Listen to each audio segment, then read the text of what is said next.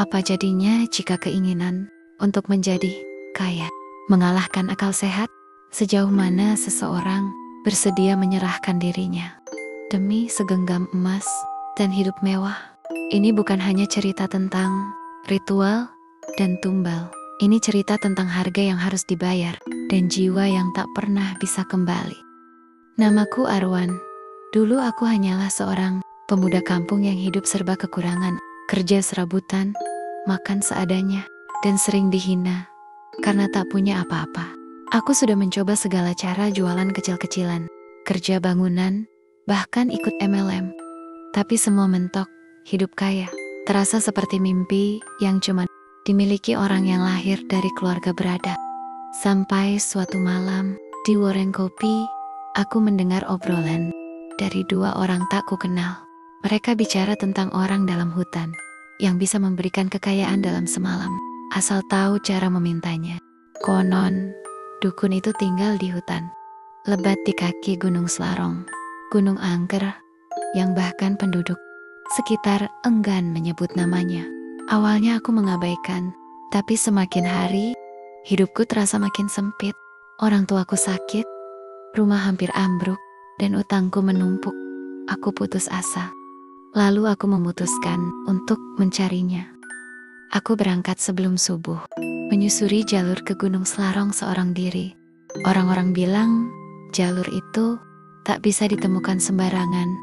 Harus lewat mimpi atau panggilan. Tapi anehnya, malam sebelumnya aku bermimpi. Ada suara wanita memanggilku dari tengah hutan, membisikkan kata, "Datanglah, kamu terpilih." Sampai di tengah hutan, aku mulai merasakan keanehan. Udara berubah dingin, kabut turun padahal matahari sedang terik. Pohon-pohon seperti bergerak, membentuk jalan sendiri. Akhirnya aku menemukannya. Sebuah pondok reot di tengah hutan. Di depannya berdiri seorang lelaki tua berjubah hitam. Matanya kosong, tapi tajam. Tanpa aku jelaskan, ia berkata, "Kau datang karena ingin kaya, tapi kau tak tahu apa yang harus kau bayar." Dukun itu tak memperkenalkan diri. Ia hanya dipanggil Ki Jagat.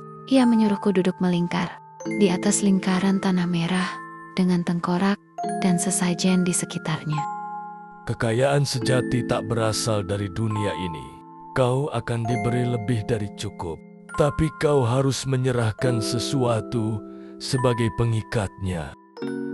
Kupikir ia akan memintaku menyembelih hewan atau mencari benda keramat, tapi tidak.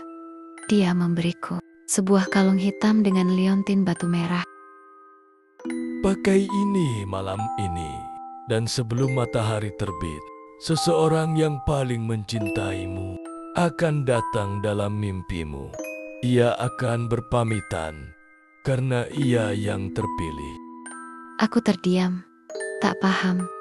Tumbal kekayaan akan datang dengan sendirinya. Malam itu, aku kembali ke rumah. Segalanya tampak biasa, sampai aku tertidur. Dalam mimpiku, ibuku datang. Wajahnya tenang, tapi matanya berkaca-kaca. Ia mengelus kepalaku dan berkata, "Jangan menangis, Nat. Ibu hanya ingin kau bahagia." Aku terbangun dengan tubuh dingin dan suara tangisan dari luar rumah.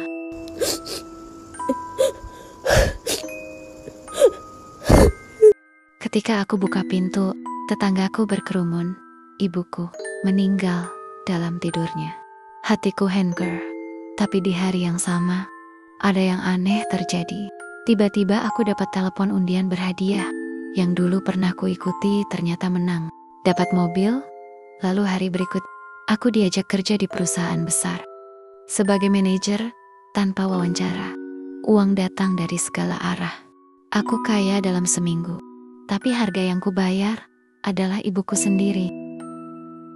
Seiring waktu, aku mencoba menutupi semua dengan kehidupan mewah, tapi setiap malam, mimpi buruk datang. Ibuku berdiri di sudut kamarku, dengan tubuh kaku, mulut robek, dan mata hitam pekat. Ia tak baikara, hanya menatapku, seolah ingin mengatakan, "Ini belum selesai." Kemudian satu persatu orang yang dekat denganku mulai mengalami hal aneh. Temanku ditemukan bunuh diri dengan kalung batu merah yang sama. Kakakku kecelakaan dan di dalam mobilnya ditemukan simbol lingkaran tanah merah. Seperti yang pernah kupakai saat ritual. Aku kembali ke pondok di hutan, tapi tempat itu sudah terbakar. Yang tersisa hanya boneka jerami, menggantung di pohon, memakai baju yang sama seperti milikku. Aku putus asa, hidupku berubah jadi kutukan. Aku kehilangan segalanya. Meskipun uang terus datang, aku tahu tumbal belum selesai. Sampai akhirnya dalam mimpi, Ki Jagat datang lagi. Tapi kali ini, wajahnya hancur. Lidahnya menjulur panjang. Dan ia berkata, Kau tidak hanya menyerahkan satu tumbal. Kau adalah tumbalnya. Uang yang kau pakai berasal dari jiwamu sendiri yang sedang terbakar. Aku bangun dengan tubuh terbakar demam. Di dada kiriku muncul simbol aneh. Lambang lingkaran dengan mata di tengahnya.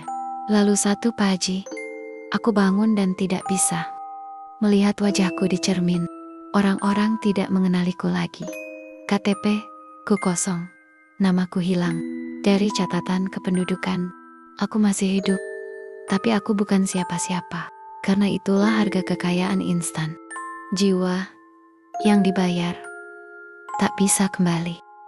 Jangan pernah menukar hidupmu demi harta, karena ada harga yang tak bisa dibayar dengan uang, jiwa, cinta, dan keberadaanmu sendiri.